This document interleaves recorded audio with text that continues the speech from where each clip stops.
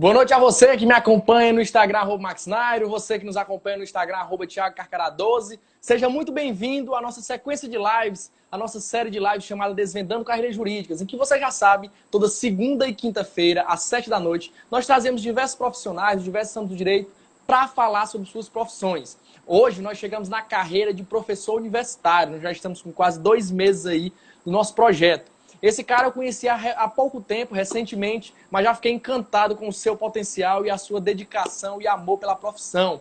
Hoje nós trazemos ele que é doutor em Direito Constitucional, que é professor da UESP, a quem eu tenho muito prazer de saudar também aos colegas da UESP que estão assistindo a nossa live aqui no Instagram, e que é conselheiro federal da OAB, e vai já falar sobre isso daqui a pouco aqui na nossa live. Doutor Thiago Carcará está ao vivo conosco hoje na série Desvendando Carreiras Jurídicas. Doutor Thiago, desde já lhe agradecer aí pela aceitação do convite, pela amizade, pela disponibilidade. Estamos juntos sempre e vamos aí agora à noite desvendar tudo sobre a profissão de professor universitário. Muito boa noite. Eu que agradeço o convite, Marcos. É uma satisfação estar aqui com você, falando para a nossa audiência toda, né? Que se não tiver agora também, depois vai ver o quão é magnífica a profissão da docência, o quão é impulsionante, quanto é empolgante. E quando você junta a docência com a advocacia, aí que se torna, né, um espetáculo da vida. Eu sempre falo que a carreira que a gente escolhe, aquilo que a gente quer fazer, a gente tem que fazer com prazer, aquilo que nos impulsiona. E para mim, a advocacia e a docência são duas coisas que me movem, né, que eu tento, ao longo aí desses 5 anos de docência, né, e 10 anos de advocacia, tentar fazer o máximo possível para desempenhar bem essa nossa função tão nobre, tanto de professor quanto de advogado. E agradeço novamente ao convite, né, por estar aqui para falar para você dessa experiência, né, que é ser professor universitário. Perfeitamente. Saudar logo os colegas que já estão aqui nos acompanhando, Wesley, Divina Carla 12, JLs Advogados, um abraço para você, Jairo Lima, Edna Marri está aqui, Tatiana Araújo, Michele Chagas, Amanda Lima, Braindson Melo, Newton Paiva, Lohana, Joana Holanda, Michele Chagas e o William Evangelista. A galera já está acompanhando aí o doutor Thiago Carcará. Doutor, uma pergunta que a gente sempre faz de praxe, é a nossa pergunta inicial aí da nossa série. Quais os caminhos, qual o destino foi traçado até chegar hoje, Thiago Carcará, à profissão de professor universitário? Onde foi que você se formou? Como foi que decidiu aí iniciar a docência? E quais foram os caminhos percorridos até chegar à docência e que você está hoje? Hoje você é concursado professor da UESP, né? Então eu queria que você falasse aí esse caminho que foi trilhado até esse concurso. Foi um caminho tanto quanto longo, né? Para quem está nos vendo, né? Eu comecei a docência aqui, ó, justamente através da música. Uns 18, 19 anos, eu tive a oportunidade na cidade de Barras participar de um projeto voltado para a juventude, onde a gente ensinava violão, né? Ensinava teoria musical e violão para jovens. Então eu comecei, a partir dali, ter a minha primeira experiência de sala de aula, de transmitir conhecimento. Eu acho que essa missão de todos nós, que nós temos, e que até a própria Constituição Federal preserva, que é o fluxo de saberes. A gente tem que transmitir conhecimento, seja através de uma live como essa, seja através de ambientes públicos, como a gente tem blogs, jornais, ou mesmo em praças, e em especial nos quadros, nos campos, nas cadeiras da universidade, que é o melhor ambiente que a gente tem de ter essa troca de saberes, esse fluxo de saberes. E aí eu também tenho uma pequena passagem da minha história de vida em que eu pude ser candidato a vereador.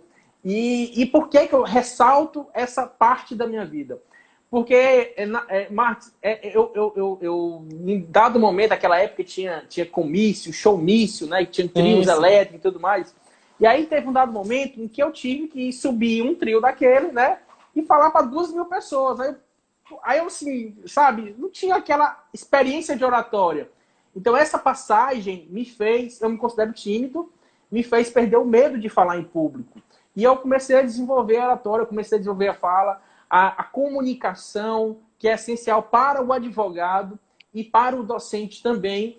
E a partir disso eu comecei a ganhar o gosto pelo fluxo de saberes, pela transmissão de conhecimento. Mas durante a faculdade, eu me formei no Centro Universitário de Nova FAP, em 2010, Inclusive o Aurélio, que participou aqui, né, na série de live de você antes, foi meu professor, né? Não conta para ele, que senão você acha que tá velho, né? Mas durante a faculdade, né, tem seminários, tem momentos, e também teve um ponto que eu acho que para mim foi um tanto quanto importante. Desde o meu ensino médio, e eu falo isso desde o ensino médio mesmo, é que eu participo do escritório de advocacia. Minha mãe é advogada aqui, e aí eu sempre estagiei no escritório de advocacia. Então, eu comecei desde cedo a aprender outro elemento importante da docência, que é relacionamento interpessoal. Você saber se relacionar não só com clientes, com pessoas, mas com alunos e com a ideia de transmissão.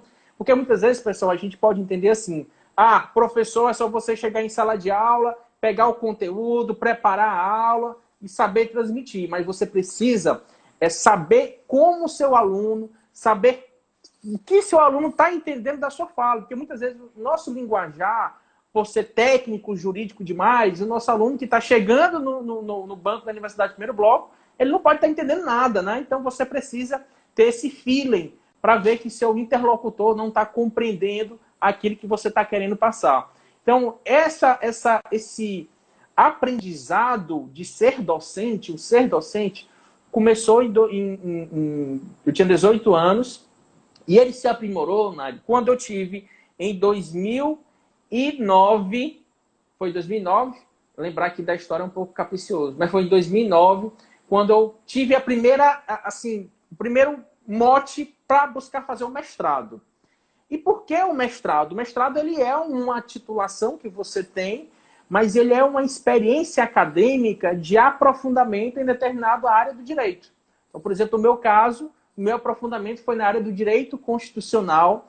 A minha linha de pesquisa foi direitos humanos, com ênfase em direitos culturais. Então, uma coisa bem específica em que eu pude aprofundar o conhecimento e me aprofundar no que nós chamamos de academia, ou academia jurídica, ou letras jurídicas, né? Então, o mundo jurídico, lhe confesso que durante a graduação, né, a gente fica muito preso ao pragmatismo do direito, ao dogmatismo, à normatividade, ao seu DVC, a gente fica muito preso ali ao que a letra da lei nos diz.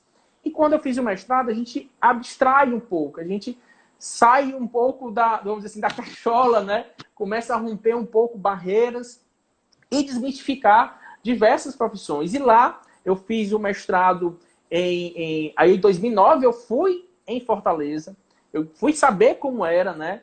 E estava na época do edital, não tinha condições, porque tinha que fazer um projeto, tinha uma prova, que tinha 12 livros para ler, então era muito complicado.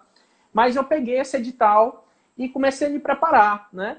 E foi através do meu professor, que é promotor de justiça, o Dr. Fernando Santos, que tem um livro sobre direitos fundamentais, o debate de Habermas e Alexis, que eu fui atrás dele e pedi, professor, me dê uma ajuda a fazer um projeto de pesquisa, né, para o mestrado, para a seleção, e ele me ajudou.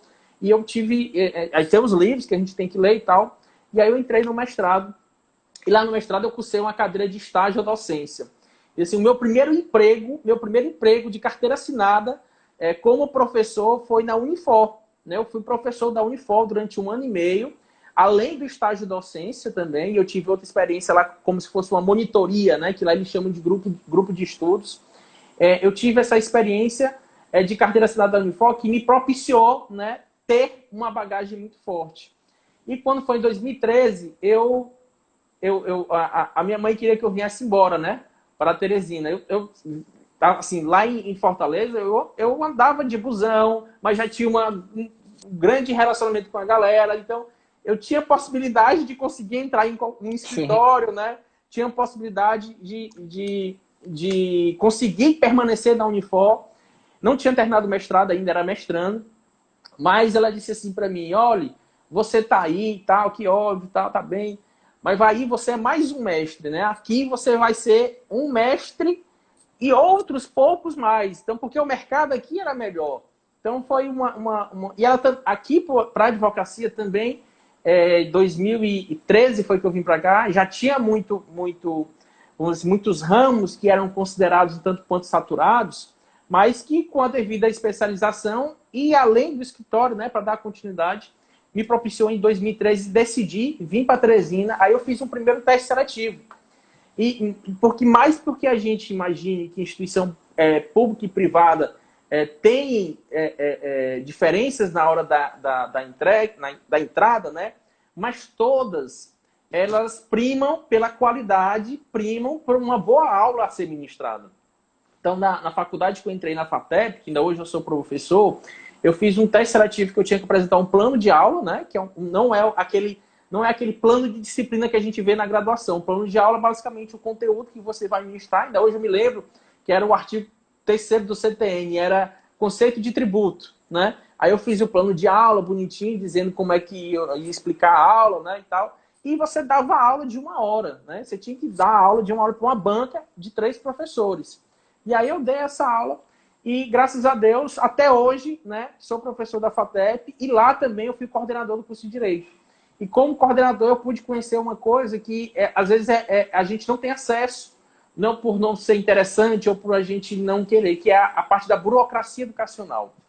E essa burocracia educacional também gosto muito, né? Como advogado a gente já gosta de norma, né? E agora juntar norma, advocacia e docência, então foi excepcional ter essa experiência. E em 2014 lancei meu primeiro livro, né? Sobre discurso do ódio, que é uma temática que depois eu me aprofundei no mestrado e que me rendeu bons frutos. Aí foi a questão da publicação acadêmica, várias publicações, vários artigos que você precisa fazer, né? Por isso que eu incentivo, inclusive, Marcos, eu não sei se você conhece o Hércules Breno. De nome assim, agora não. Ele é de Teresina? Aí, Floriano. Floriano. Ele morou aqui em Teresina, mas ele foi para Floriano e ele me procurou, né, professor, que ele escreveu um artigo e tal e tal. Eu era professor dele lá no, acho que 5º, 6º bloco, não me recordo bem. E aí eu disse, cara, vamos escrever um artigo e tu vai participar de um congresso internacional lá em Fortaleza e vai apresentar esse artigo. Aí ele ficou, pô, professor, eu não acredito, tá? Vai. Aí vamos escrever o artigo. Aí eu disse para ele como é que seria e tal. E aí ele foi escrever um artigo, né? E aí ele ficou empolgado, por quê, Marcos? Porque essa questão de você ter o primeiro contato com um público que você não conhece e você desenvolver a oratória daquele tema que você tem apego. Então, naquele momento, o Hércules ele foi para um outro estado, uma outra cidade, né, uma outra universidade, a Unifor é incrível, muito grande, muita gente competente, e ele teve essa oportunidade de falar. Então, ele desenvolveu um dos primeiros elementos que eu acho para você ser um bom professor e um bom advogado, que é a arte da comunicação, saber se comunicar, saber se expressar. E nessa oportunidade, ele desenvolveu amizades, né? Lá mesmo em Fortaleza. Então, ele conseguiu desenvolver uma rede de contato. Então, uma das coisas que eu digo, eu quero saber como é a docência. Então, publique artigos. Então, escreva um artigo. E uma dica que eu dou também interessante. Ah, mas eu não tenho tempo para escrever, que eu só fico peticionando e tal. Que bom, né? Que você está peticionando porque tem muita causa. Sim, sim. Mas a petição, pessoal, ela é um trabalho técnico que você pode transformar em um artigo científico.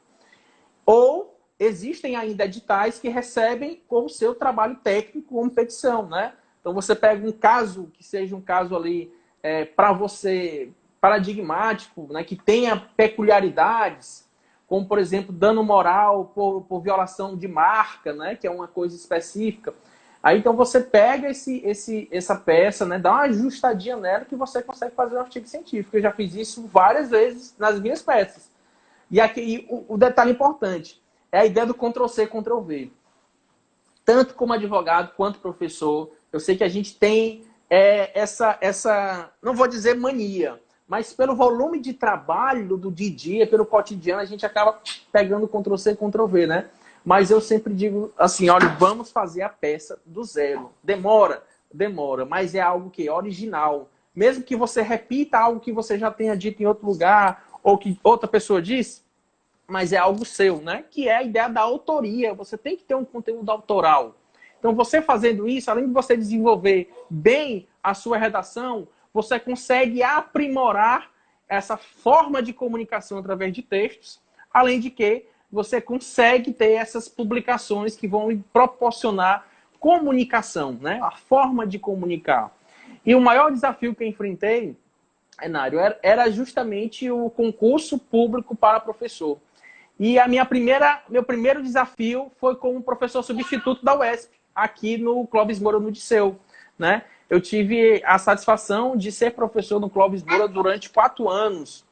E em 2015 eu tive essa experiência, fiz um outro teste seletivo, só que eles tinham prova, já era mais um processo mais um pouco complicado, mais concorrentes. E aí eu fiquei feliz porque eu acabei passando em primeiro lugar. Então, para mim, foi assim, espetacular, né? É professor substituto? É, mas você consegue desenvolver mais ainda a sua habilidade de comunicação. E em sala de aula, você aprende muito com os próprios alunos, que eu acho que todo professor precisa disso. E nós, advogados, precisamos também. Às vezes, eu vejo muitos memes, né, que tem aí dizendo: doutor, o Google disse que é desse jeito, né? Doutor, o Google disse isso. E às vezes a gente, pô, meu irmão, para aí, eu sou advogado, então vamos lá. Mas às vezes é interessante ouvir o cliente. Realmente, pelo que a gente chama na docência e na advocacia, a gente precisa desenvolver mais, que é a escuta ativa. É você escutar o aluno para compreender a real dificuldade dele, é você escutar, entender qual é o real problema dele, né? Qual é o real, o contente que ele quer levar para o seu escritório. Então, tudo isso acaba se envolvendo nesse elo de comunicação e também de escuta ativa. E o que eu achei interessante da universidade pública, da UESP, né, era o empenho dos alunos. Não que na universidade privada não tinha, mas os alunos da UESP, gente, eles queriam mais. Então eu fazia provas mais rebuscadas e os alunos, se eu dava 9,5, o aluno fazia isso, cacete, professor, você tirou meio ponto. Pô, tu tirou 9,5, cara. Na instituição, o cara, em privado, o cara tinha 9,5, né? Tá feliz. Se tu tá aqui, não, eu quero é 10, é 10, 10. Mas há elemento, né? Não sei, assim, se há uma competição entre os alunos, aquele que é melhor e tal, né? Mas foi uma experiência interessante. E em 2018, né, 2 anos atrás, eu pude ter, eu vou dizer assim, 3 grandes glórias na minha vida, né? Uma delas está até aqui, rodeando aqui a sala aqui, já eu mostro para vocês. O Mas filhão. foi o filhão, justamente. Foi a aprovação no concurso público para professor efetivo da UESP, né? Que foi um processo um tanto quanto mais traumático, por assim dizer, né? Porque era, se não me engano, 10 teses. Eu sempre fui muito afeto à área de constitucional, trabalhista, administrativo, civil, mas penal e processo penal, confesso. Eu até sei, né? Que é o inquérito policial, ação penal pública incondicionada. A gente até sabe. Fui professor de processo penal, mas não é a área que eu gosto. E como eu te disse, eu gosto de fazer aquilo que me motiva, que nos impulsiona. E aí eu achei interessante que o tema que caiu, né? O primeiro tema de penal, eu me lembro do tema da aula, que foi a organização criminosa. Mas o primeiro tema que era para escrever era, se não me engano, a teoria da pena sobre a ótica de Zaffaroni, uma coisa mais ou menos desse jeito, né? E você tinha que dissertar em 7 páginas. Então, você tinha que ter conteúdo para você falar em 7 páginas escritas. Você tinha que conhecer a temática e dissertar sobre ela. Então, foi um desafio muito grande. Aí, outra dica que eu dou, né? Provas dissertativas para concursos públicos. Pessoal, não façam um rascunho, né? De escrever as 7 páginas e depois passar limpo. Tem que ter a habilidade e o treino também, né? Porque como tinha 10 temas, antes da prova eu fiz os 10 temas, né? Você tem que ter esse conteúdo. E estudo, né? Você vai se preparar o curso, não vai fazer de qualquer jeito. Então eu fiz ali, os rascunhos eu botei só os tópicos, e eu fui escrevendo com calma esse tema do Zaffaroni. Deu 8 páginas e meia, eu não posso ser nem muito a mais, nem a menos, mas eu passei o meu recado. E aí eu...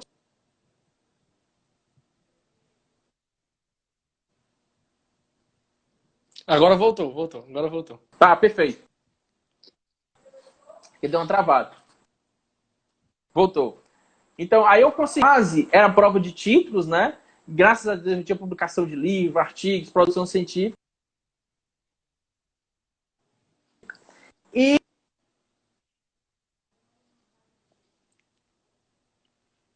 a aula, né? E o desafio, porque era tipo assim, o sorteio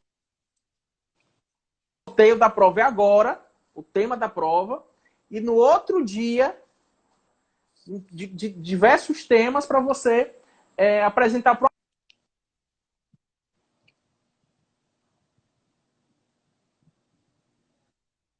um negócio mais complicado. E o tempo, uma hora que você tinha que falar uma aula.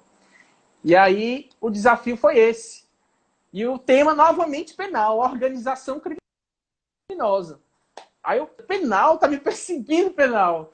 Mas graças a Deus eu pude preparar. Aí tem o plano de aula, né? Que você faz, é diferente do plano de disciplina. E essas nomenclaturas a gente vai se adequando no processo educacional. E aí esse plano de disciplina, esse plano de aula, bem bonitinho e tal, com todo. Eu ia fazer preto e branco, aí eu mostrei para uma colega minha, professora, né? Ela disse assim: Thiago, tu é louco, tu vai fazer um plano de aula, faz o plano de aula colorido. Aí eu me lembro de marcou, e eu ainda hoje tenho guardado essa aula, porque foi uma coisa bem marcante. E na aula eu tirei 10, né? Então, nesse concurso, eu só estava, que é meu colega, o professor em Piripiri, porque tinha defendido o doutorado dele, ele defendeu o doutorado em janeiro, e o concurso foi em março, e eu defendi meu doutorado somente em agosto. Então, teve aí um tempozinho, e a prova foi justamente em março. Então, eu perdi esse primeiro lugar do concurso, eu fiquei em segundo, porque aí ele fica aí ele fica, né, tirando onda comigo. Bem, se tu fosse doutor, Thiago, eu tinha ficado em primeiro. Eu digo, tinha não, porque ele tirou 8, a nota final foi 8,5 e a minha foi 8,3. Então, 2 décimos de diferença. Mas hoje eu sou coordenador do curso de Direito da UESP Piripiri. Também é um desafio muito grande ser coordenador de instituição pública, porque você tem uma burocracia maior ainda do que nas instituições privadas. Cara, eu me sinto assim, abençoado e privilegiado, né, por essa profissão que eu tenho de professor, que me honra muito. Infelizmente, Nário, hoje é segunda, hoje era para mim estar em Piripiri, né? As minhas aulas são dia de segunda, terça e quarta, mas, infelizmente, por conta do distanciamento social, a gente está ali nesse momento de restrição, né? E aí a gente fica nas instituições privadas. Tá me ouvindo? Tô sim.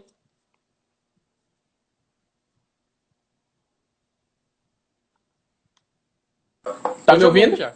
Tá? Ah, tranquilo. Tô sim.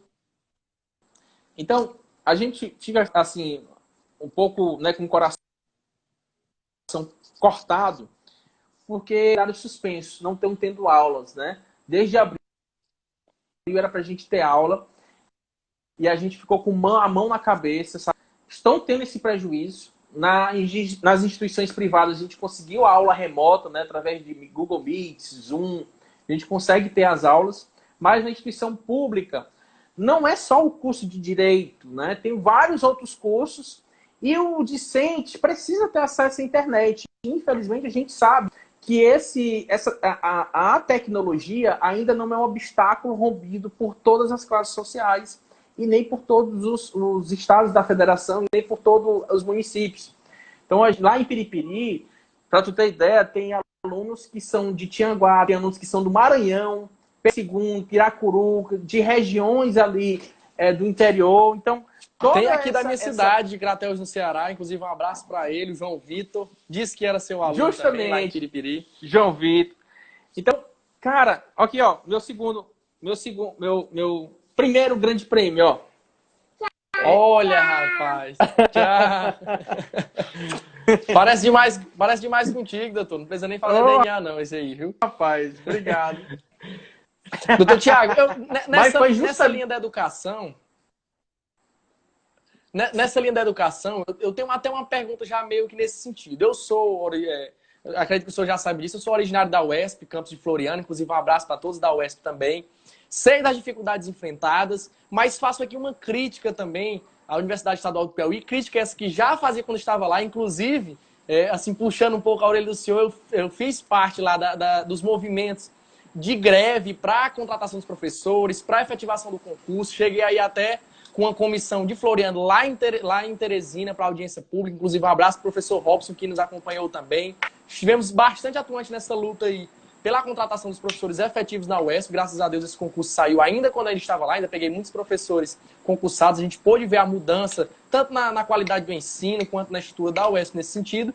Mas a UESP ela ainda continua um pouco na contramão, eu costumo dizer assim, doutor Tiago, na lerdeza das atualizações sociais. Nós temos, inclusive, escolas de município, como na minha cidade, por exemplo, que já aderiram a aulas por Google Meet, já aderiram a aulas por videoconferência, que estão sendo superadas as barreiras de questão de tecnologia, de internet. Os professores, inclusive, deles são facilitados. Grupos de WhatsApp, olha, não consegue no Google Meet porque os alunos são muito precários, vamos para o grupo de WhatsApp. E tem muitos professores aqui da rede municipal que têm dado aula para esse grupo de WhatsApp, ou seja, a educação tenta caminhar como pode, porque se nós formos esperar pela volta das aulas presenciais, nós acabaremos zoando e iremos para o ano seguinte.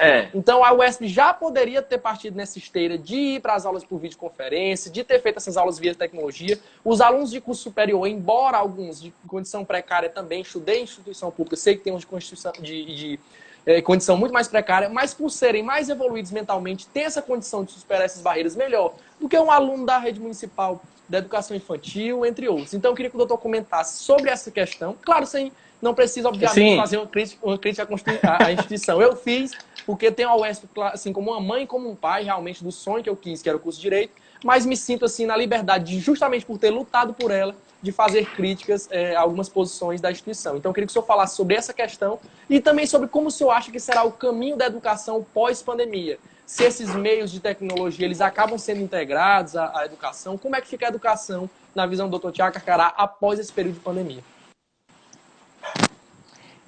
Maqui, muito importante esse teu comentário. Assim, parei. A luz. Meu pai entrou aqui e apagou a luz. Faz parte. Mas assim, cara, muito importante por dois aspectos. Né? Primeiro, que como cidadão, a gente tem que desenvolver nossa cidadania ativa. Né? Por você ser egresso da UESP, tá preocupado com o seu campus, apesar de você estar no Ceará, tá olhando para o seu campus e pensando, poxa, preciso fazer algo, preciso destacar aí, mobilizar, preciso fazer com que minha voz seja nada, né? E pelo aspecto também de ver o processo educacional prejudicado, né, no momento de pandemia e que existem mecanismos para que sejam superados. E aí eu vou te fazer aqui alguns adendos, né? Tanto pelo fato de eu ser coordenador do curso e professor, tanto pelo fato de eu estar acompanhando também esse processo. A gente teve, assim que saiu a pandemia, a gente reuniu o NDE, que é o Núcleo de Professores do curso de Direito de Piripiri, e a gente discutiu o que é que nós iríamos fazer para os alunos. E, como eu te mencionei, a gente é privilegiado, pô. Eu sou advogado, então a gente tem condição de ter celular, computador, e hoje em dia é uma coisa que muito pode colocar um paradoxo, né? Ou pode ser uma crítica desconstrutiva ou construtiva. Eu acho que hoje, tanto o profissional advogado, tanto o professor tem como ferramenta essencial de trabalho o notebook, o computador. Você precisa, para peticionar, ter o PJE, um computador. Muitas vezes, se você no início da sua carreira não tem, você tem ali o suporte da OAB, você tem aquele computador para redigir suas peças e tudo mais. Mas o seu primeiro honorário é para comprar um computador, né? Porque é um instrumento de trabalho, não tem como. Infelizmente, hoje, os mecanismos tecnológicos são essenciais para a advocacia e para a docência. E aí o que nós fizemos foi justamente tentar, de alguma forma, verificar se os alunos tinham condição ou não de ter acesso. E a gente resolveu fazer o quê? Um congresso online. Então, em abril, a gente decidiu fazer esse congresso e em maio a gente fez o congresso. E esse congresso é incrível, alcançou 20 mil pessoas. A gente publicou até, tem um Direito Piripiri, que foi criado também durante a pandemia, né? A gente criou durante a pandemia para desenvolver uma outra atividade. A gente fez um congresso, a gente mantém contato com os alunos do grupo de WhatsApp e criamos esse Instagram. E hoje, mais cedo, 4 horas, eu fiz uma outra live com um professor de Direito Eleitoral e num quadro chamando Qual é a sua tese? Para tentar o quê? Para tentar envolver os alunos em discussões de temas jurídicos. Deu uma travada? Tá me ouvindo? Tô. É porque às vezes trava a imagem, mas o senhor pode continuar falando que a voz sai normalmente. Instagram para poder ter um outro mecanismo de... Então, toda semana a gente tem esse quadro que são Qual é a sua tese. Paralelo a isso, os professores efetivos, como você me mencionou, por exemplo, eu tenho, assim, tu percebeu desde o Hércules, que eu incentivei, além de outros alunos que incentivei a publicar, né, eu tenho um amor também pela pesquisa. Então, a gente tem um grupo de pesquisa que é vinculado ao CNPq, que é o grupo ANAJAS, Direitos Humanos e Democracia. Tem várias linhas de pesquisa, eu tenho 2 linhas dela, que é Memórias Coletivas e Discurso do Ódio e Jurimetria nos Tribunais Piauienses, em que a gente criou 2 salas de aulas virtuais no Google Classroom, né? E a gente criou essas salas de aula, e eu tenho, inclusive, pessoal, que sejam da UESP, queiram participar, eu tenho formulários, depois me mandem no direct, eu tenho formulários para vocês acessarem esse Google Classroom. E semana passada a gente fez o nosso encontro virtual, que a gente faz de 15 dias, né? Que tem uns PIBIT, né, para desenvolver essa temática. Então, na parte da extensão, que foi o congresso, e na parte da pesquisa, a gente tem conseguido trabalhar. Agora, a parte do ensino é que é o maior problema. A ESP, Nário, fez, se não me engano, foi em maio também, ela fez uma pesquisa com os professores e com os discentes. Então, ela lançou e-mail, disparou e-mail, grupo de WhatsApp, um formulário no Google Forms, que você respondia algumas perguntas, como, por exemplo, você tem computador em casa, você tem internet, qual vai ser o meio de acesso a Wi-Fi, qual é a velocidade, perguntas desse tipo. E o questionário teve a resposta de 40% da comunidade acadêmica, né? E foi insatisfatório sob o ponto de vista de condições de tecnologia para o corpo docente e de habilidades para os professores também manusearem as ferramentas tecnológicas, que não basta também o professor ter um computador, se ele não sabe utilizar o Google Meet, se ele não sabe utilizar o Zoom. Então, o que foi realizado? Inclusive, eu fiz esse curso, foi feito um curso de plataformas virtuais. Assim, eu já sabia manusear, por exemplo, o OBS. Não sei se já ouviu falar do OBS.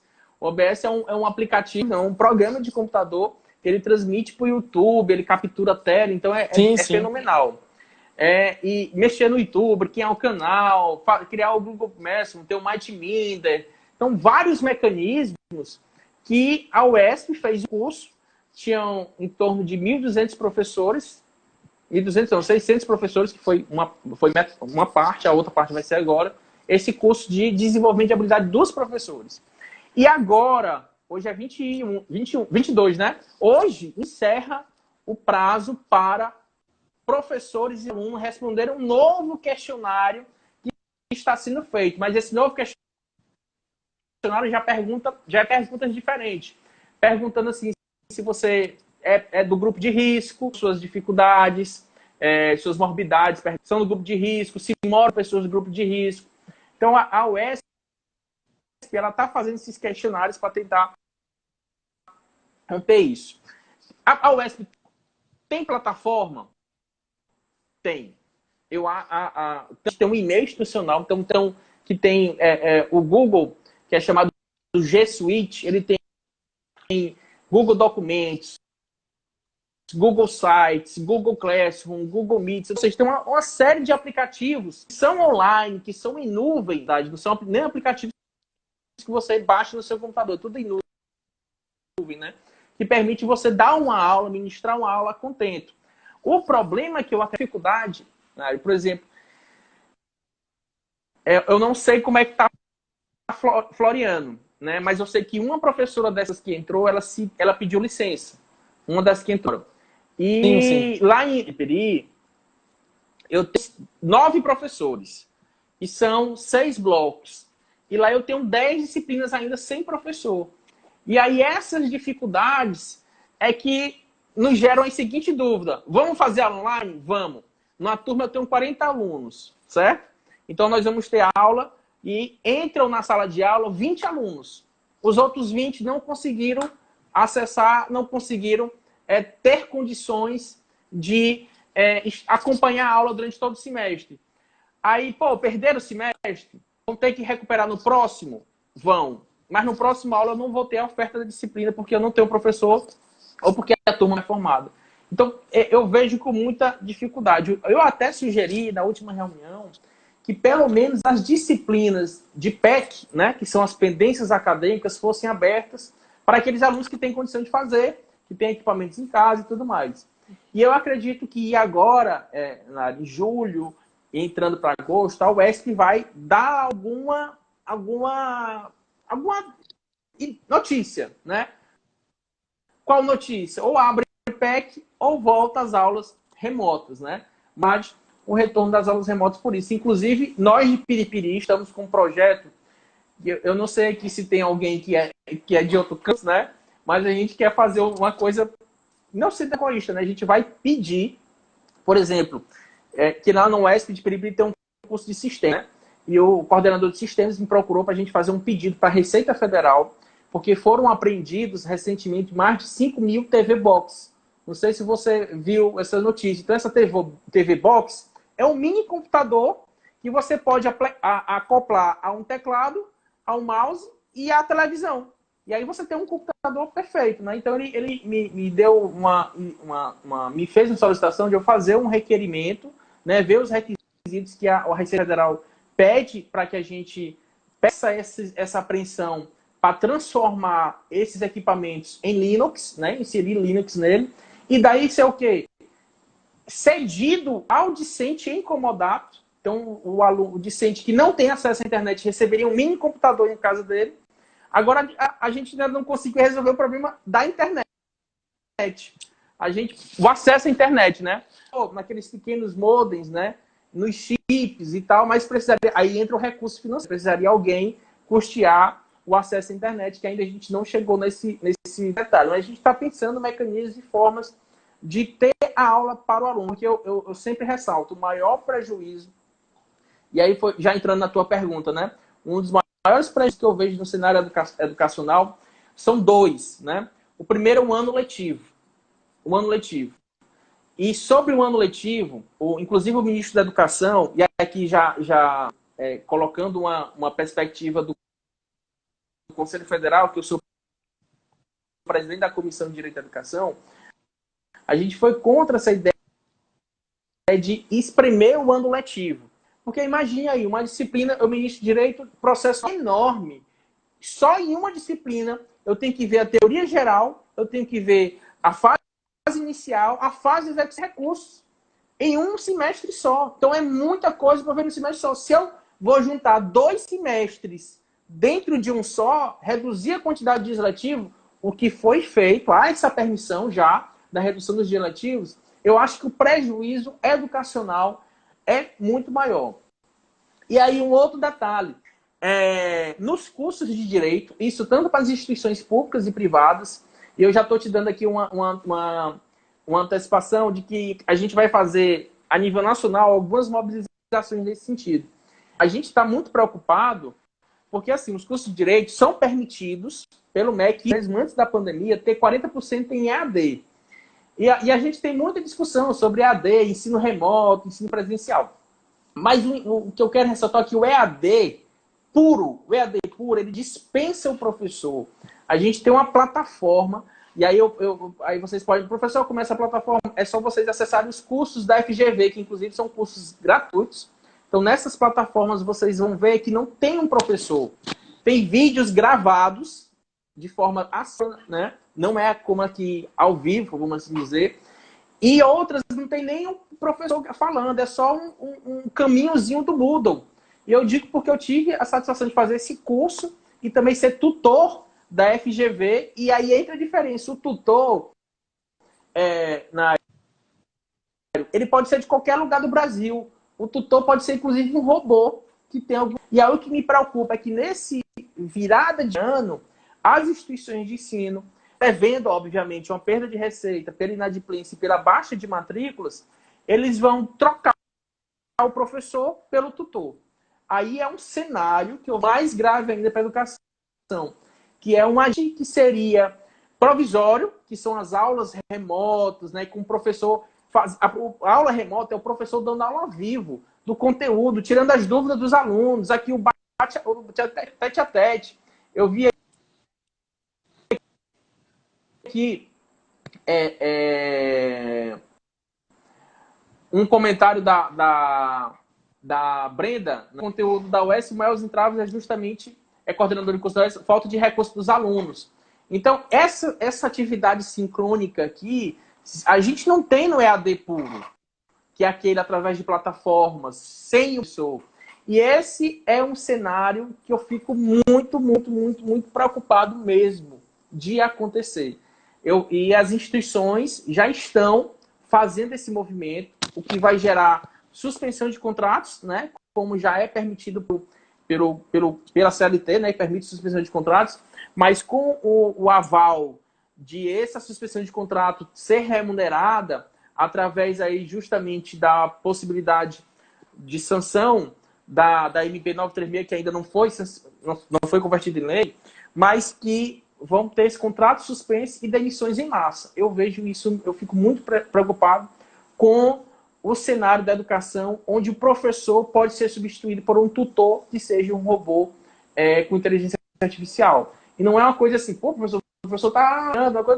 Não é uma coisa fora de noção. Teve uma reportagem há 20 dias atrás da Exame, que justamente era uma pesquisa demonstrando isso, né? Como isso ia acontecer, esse cenário, que muita gente não ia ter acesso ou condições de continuar nas instituições, e aí a saída seria o robô, seriam as plataformas virtuais, onde o EAD é o EAD puro, né? Onde você dispensa o professor.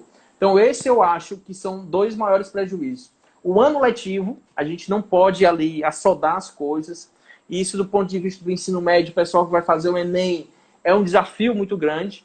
E aí, quando o governo possibilitou você ter escolha, né, da prova, eu achei mais acertado, porque você vai ser... Tem locais que tem maior preparo, como, por exemplo, você bem mencionou, Crateús. Está tendo aula na escola municipal, está tendo aula na escola do ensino estadual. Mas, às vezes, regiões que não estão tendo aula do ensino estadual, nem municipal, e nem sequer da rede privada. Então, os alunos estão ali atrasados. Então, a opção de você fazer por último seria a opção talvez mais adequada. E, então, é perigoso essa questão do ano letivo. E a questão da substituição, principalmente nos cursos de direito. Nos cursos de direito, nos cursos de enfermagem, de medicina, eu acho muito, muito, muito, muito prejudicial essa permissão de você ter EAD puro. Não é a aula presencial, a aula remota, como a gente está tendo aqui. Mas sim, sim. É o EAD puro, que é uma MEC que já permitiu 40%. Muitas instituições começaram a implantar, mas tiveram rejeição. E agora elas vão aí, provavelmente, fazer essa implantação. O que eu acho, assim, olhando para o ponto de vista do aluno, eu vou ter acesso a sincrônico, vou conseguir fazer o meu histórico evoluir, né? Não vou perder o semestre. Tudo bem, você vai ter esse ganho. Mas qual é o problema, meus amigos? É o conteúdo. Como é que você vai compreender o conteúdo de Crateús, que o sistema judiciário do Ceará, a contextualização das demandas sociais e jurídicas do Estado do Ceará, a contextualização das demandas sociais e jurídicas do Estado do Piauí, se você está tendo aula com um tutor do Rio de Janeiro ou sequer de um tutor de Santa Catarina, né? Ou de uma inteligência artificial que só vai responder perguntas mediante palavras-chave. Então, esse aqui é o meu maior pânico, né? E eu olho todos os cenários possíveis, né? Do pior ao melhor. Mas eu vejo iniciativas, né? Por exemplo, na USP, a galera está tendo aula remota, que é uma instituição pública, está tendo aula remota. Eu vejo, eu acho que Crateús é pelo Google Meet, mas eu vejo, por exemplo, aqui em Teresina, eles fizeram convênios com canais de televisão, para que as aulas fossem transmitidas pelo canal de televisão, que hoje a televisão acessa todas as casas brasileiras. Então, televisão é um meio mais confiável, né? Assim, de acesso. Mas o que nós desejamos maior seria a superação dessa crise, que só virá com a vacina. E eu acredito ainda que, infelizmente, eu acho que talvez no próximo ano que possamos ter essa saída da pandemia de forma progressiva. eu fico ainda muito preocupado, mas eu soube dias no Maranhão que já vai ter retorno às aulas. Eles vão dimensionar salas de forma a manter um distanciamento social, né, que seria um obstáculo para o UESP, por exemplo, que a gente, no nosso curso de Direito, a gente utiliza 6 salas. Cada sala são 40 alunos. E fica um pouco apertado, né? Imagina lá, tá com a sala de 40 alunos, alguém espirra, né? Todo mundo assim, Todo mundo corre. E no Berrobro, que é o semestre, né? Que quente, você tem que manter a sala fechada na quantidade que possível. meu amigo, aí no Piauí, o negócio é... Quem mora ou quem já conviveu aí sabe. Doutor Tiago, se o senhor me permite, o senhor disse que não gosta muito de penal. Sim. Aí, mas eu vou simular que nós estamos aqui no Tribunal do Júri. Lhe peço aí licença para uma tréplica. De fato, eu acho que a educação perde muito, a educação terá muitos prejuízos.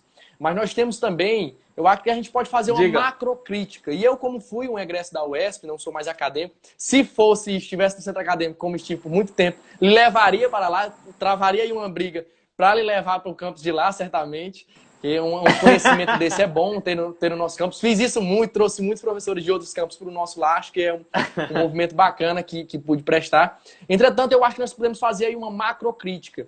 Nós temos não só socialmente, como na nossa educação, como eu acabo de dizer, uma lerdeza, um regresso. Eu vou citar um exemplo claro da UESP. Eu não sei se isso acontece em todos os campos, mas no meu, de Floriana, acontecia. Somente ano passado, pasmem, de 2015, somente ano passado, que abriu-se a matrícula online. A matrícula institucional, você teria que ir ao campus e fazer ela de forma presencial escrita. Nós estamos falando de 2019. Também. Então, somente em 2019, nós tivemos uma matrícula institucional online. Isso é alarmante. O uso da tecnologia chegando assim de forma bem lenta, bem pregressa. Hoje, eu acredito que só se estão abrindo possibilidades. E aí eu acredito que eu até possa criar polêmicas, mas está à vontade aí para ser criticado. Acho que é para isso que a gente está aqui também, para emitir nossa opinião, para ter autoridade. Espaço público de ideias. Exatamente, para saber o que fala. Mas eu gosto bastante dessa discussão. Eu acredito que nós temos também essa questão dos tutores serem substituídos pelos professores, entre outras questões, muito também por uma culpa nossa, muito também por um conselho nosso. Nós temos professores, doutor, isso o senhor sabe, que dão aula para o ensino superior, mas que até o presente ano de 2020 não sabiam o que era um e-mail. Isso eu vi pessoalmente. Não sabe o que é um Google Meet, não sabe o que é um Gmail. Teve um professor, esses últimos dias, até um caso que eu posso contar para o senhor, que chegou para mim e disse: rapaz, tu pode me ajudar? Eu disse: posso, com todo prazer. Ele disse: rapaz, é porque eu acho que meu computador não tem hardware. Então, esse cara, ele dá aula para uma instituição pública de ensino superior e ele não sabe o que é um hardware em um computador. Ah, Max, é obrigado que todo mundo saiba desmontar um computador, que todo mundo saiba mexer afim na tecnologia? Não. Mas é obrigatório que hoje, no mundo que nós vivemos em 2020, já quando a internet surgiu em 1998, nós já saibamos dominar os meios tecnológicos e os meios sociais. Como eu disse, eu acho que nós podemos ter uma simplificação do processo, uma desburocratização da educação. Citando aí novamente o exemplo de Crateús, a quem eu parabenizo bastante o andamento da educação. Salas, por exemplo, com 30 alunos, criou-se 3 grupos do WhatsApp, agora a videochamada é permitida por 8 pessoas. Eu acho que nós temos também, doutor, uma espécie também de uma zona de conforto. Eu acho que o aluno também, ele está meio que despreocupado em ter essas aulas remotas, ele não está também nesse afinco. Eu lhe faço um desafio para os colegas que estão nos assistindo. Embora esses colegas respondam que não têm acesso à internet, não têm acesso ao computador, mande uma mensagem no WhatsApp, para você ver se no mesmo dia não tem a resposta. Então nós temos uma espécie também assim de zona de conforto, de pacificação da educação também. Eu acho que não só a UESP, e aí eu já saio aí, como eu disse, para a macrocrítica, eu acho que a educação como um todo, ela anda a passos lentos, tanto no desenvolvimento quanto na educação. Nós temos excelentes professores que precisavam ser melhor estruturados, nós temos excelentes instituições, e aí falo da UESP, por ter conhecimento de casos, que precisam ser melhores assessoradas em estrutura, em independência, que eu acho que é o principal da UESP, e o doutor que é coordenador do curso de Direito pode saber disso. Nós temos que ter demais independência funcional, financeira e estrutural na UESP. Falta bastante independência na UESP para que nós possamos caminhar passos largos, para que a UESP possa realmente desenvolver o seu potencial. A UESP é enorme, gigante em todo o estado do Piauí. Entretanto, a estrutura, a independência financeira não acompanha essa importância, digamos assim. Infelizmente, hoje na UESP nós temos mais uma universidade feita por pessoas, como o doutor Tiago Carcará e os demais professores, e pelos alunos também, do que propriamente, digamos assim, por estrutura, por por meios tecnológicos. É inconcebível, por exemplo, que hoje nós tenhamos... vou citar o exemplo de Floriano. Eu sempre gosto de olhar para a nossa própria casa para depois falar das casas alheias, digamos assim. Em Floriano, esse movimento que o senhor está falando, por exemplo, de pedir a Receita Federal, em Floriano nós só temos retroprojetores, no caso aí, projetores, né? E notebooks para todas as disciplinas, por um pedido do antigo centro acadêmico à Justiça do Trabalho de Floriano, na pessoa do doutor João Luiz, que cedeu notebooks e projetores apreendidos para a instituição. Senão, hoje, no ano de 2020, nós estamos falando de 2020, nós não teríamos computadores nem projetores na UES para as aulas de ensino superior, de direito, que ano passado foi primeiro lugar aí no exame da OAB, no exame de ordem. De ordem. Então, assim, eu acho que é uma situação alarmante. Infelizmente, você foi aí, bem doutor, no ponto, nós caminhamos a passos, infelizmente, lentos aí nessa questão.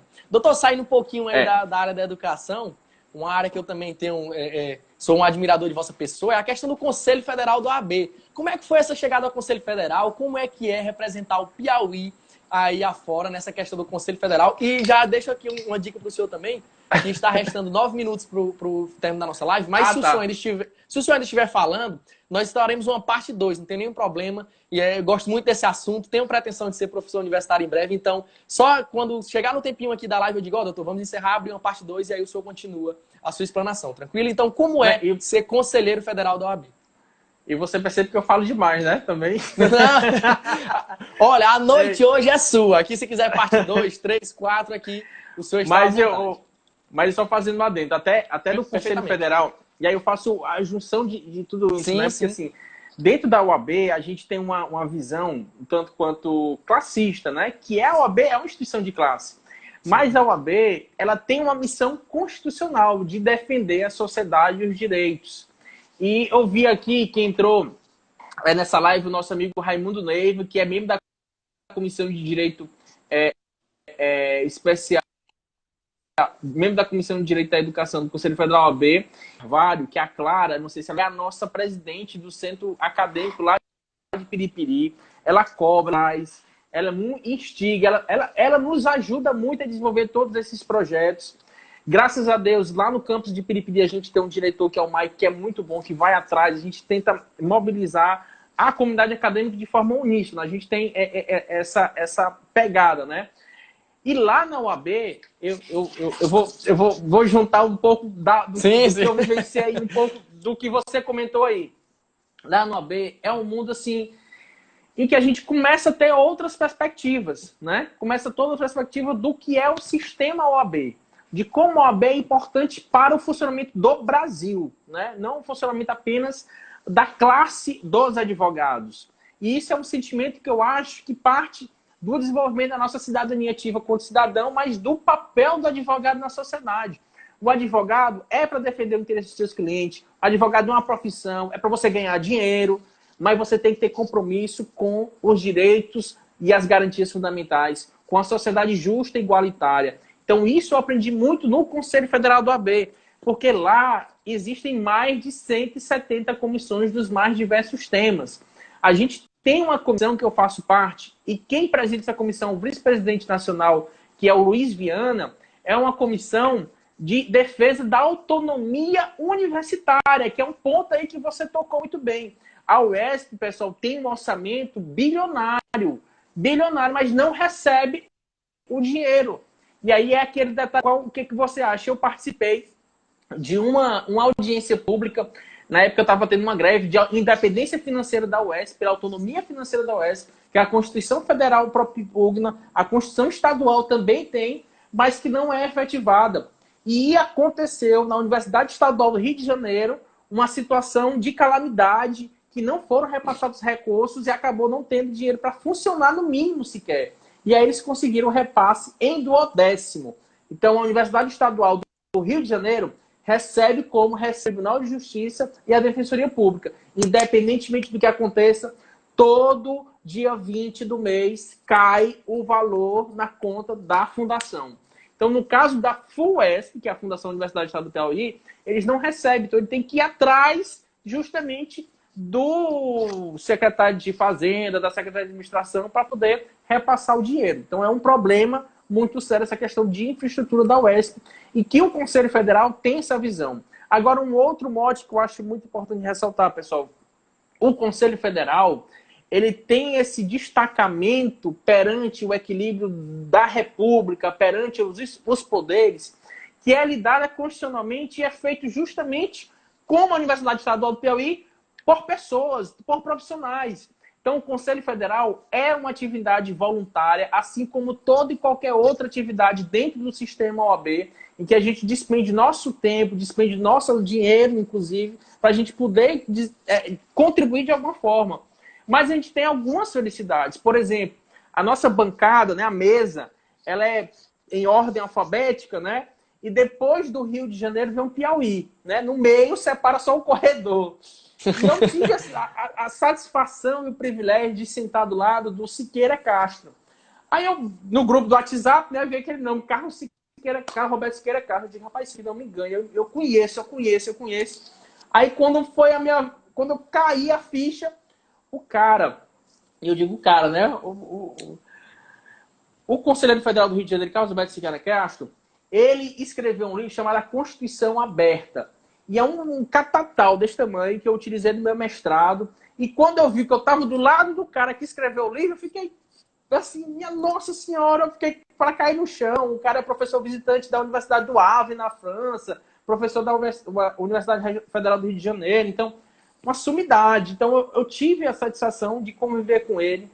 Tenho, né, a satisfação de estar com ele, além de com outras mentes. Então, também eu acredito que é uma oportunidade, ao mesmo tempo um desafio. Porque, por exemplo, essa causa da UESP, eu tenho levado para o Conselho Federal. A causa da educação jurídica, hoje mesmo eu falei com o presidente, doutor Marisaldo Goiás, para a gente trabalhar articulação contra o EAD, valorização do docente. A gente vai fazer uma campanha, possivelmente na terça-feira da próxima semana, a gente vai fazer uma live com a presidente da comissão da educação jurídica da OAB do Ceará, pela educação jurídica. Então, aí você olha assim, poxa, mas a OAB é classista. Mas é esse sentimento de defesa das instituições, de defesa da sociedade civil organizada, de tudo aquilo que a gente tem de melhor no nosso país, que a OAB tem que defender. Então, o Conselho Federal da OAB, ele faz com que, Naira, a gente tenha essa visão de que o papel do advogado não é tão somente ser classista, né? Preocupar com suas causas, com seus problemas, com seu escritório. Lógico, todos nós temos nosso escritório, temos nossas causas, mas a gente tem que ter um olhar mais holístico. Muito feliz de você ser um cara que está desvendando carreiras jurídicas com qual olhar, tentar ajudar todos nós a conhecerem uma profissão.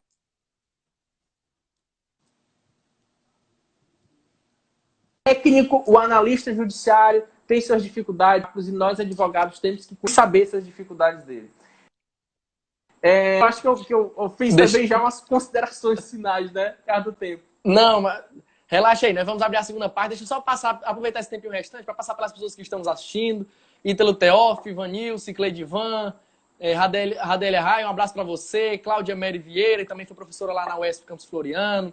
John Wesley, Andresa, Laércio Soares, Daiane Lopes, Gisele Eduarda, Ítalo Batista, Douglas Lima, Valdir Falcão, Naíra Chagas, Dr. Gilmar Reis, Tamires Menezes, Luzinete Lima Barros, doutor Acácio, que também é servidor lá da UESP de Floriano, doutor Bruno Farias, um abraço para você, minha mãe Diana Márcia, Brian de São Melo também está aí, João Vitor, ó, seu aluno aí também diz, Max, deixa a live salva, ficará no meu canal do YouTube também, Cleuton Vieira está aqui, várias pessoas, Gilmar Reis diz, a colação de grau também, não entendo por que a resistência em realizar por videoconferência da UESP. Já falaremos na parte 2. Eu vou comentar sobre isso aí, eu vi isso sobre isso aí. Doutor Raimundo Neiva, João Júnior Anaíva diz, vocês estão de parabéns, que Jesus Cristo continue abençoando. Obrigado. Pessoal, nós estamos encerrando essa aqui, mas nós voltamos na parte 2, viu, doutor? Vou encerrar e aí a gente retorna já imediatamente com a parte 2 da nossa conversa.